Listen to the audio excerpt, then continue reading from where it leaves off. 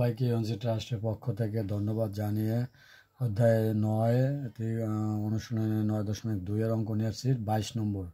দেখাও যে cos 3a = 4 cos cube a - 3 cos a যদি a = 30 ডিগ্রি হয়। এ ছিল প্রশ্ন। তাহলে দেখতে থাকো সমাধান। বাম পক্ষ cos 3a লেখা যায় cos 3 ডট ইন্টু 30 ডিগ্রি, যেহেতু a = 30 ডিগ্রি এখানে মান বসিয়ে দিল। তাহলে এটা গুণ করলে কি হয়? cos 90 degree. cos 90 ডিগ্রির মান কি আসলো? 0 সূত্র অনুসারে।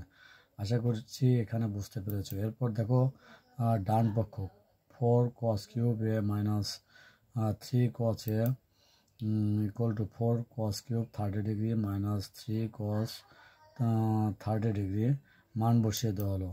এখন দেখতে থাকো 4 ডট ইন্টু √3/2 এর হোল কিউব -3 ডট √3/2, যেহেতু cos 30 ডিগ্রি = √3/2 এই মান বসিয়ে দেওয়া হলো।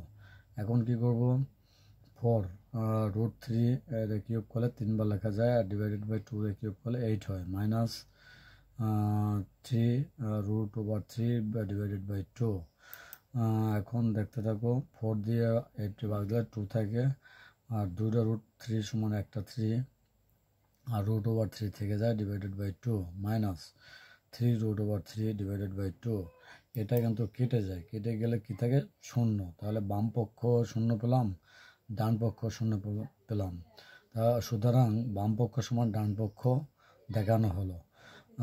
আশা করছি যে যেখান থেকে ক্লাসগুলো দেখতে পাচ্ছ, আশা করছি আমার কথাগুলো মনোযোগ সহকারে শুনবে, তাহলে এই অঙ্কগুলো তোমরা সুন্দরভাবে বুঝতে পারবে। আর সুন্দরভাবে বুঝতে পারাই মানে তোমরা অন্য অন্য অঙ্ক ভালোভাবে পারবে।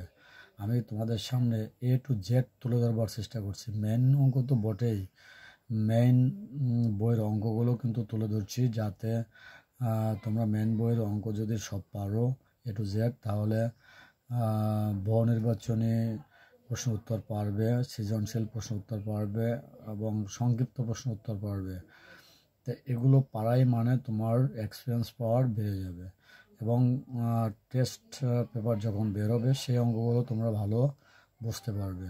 তো যে যেখান থেকে ক্লাসটি দেখতে পাচ্ছ সবাইকে ধন্যবাদ জানিয়ে ক্লাসটি এখানে শেষ করছি, এবং পরবর্তী ক্লাস দেখার আহ্বান জানিয়ে ধন্যবাদ জানাচ্ছি।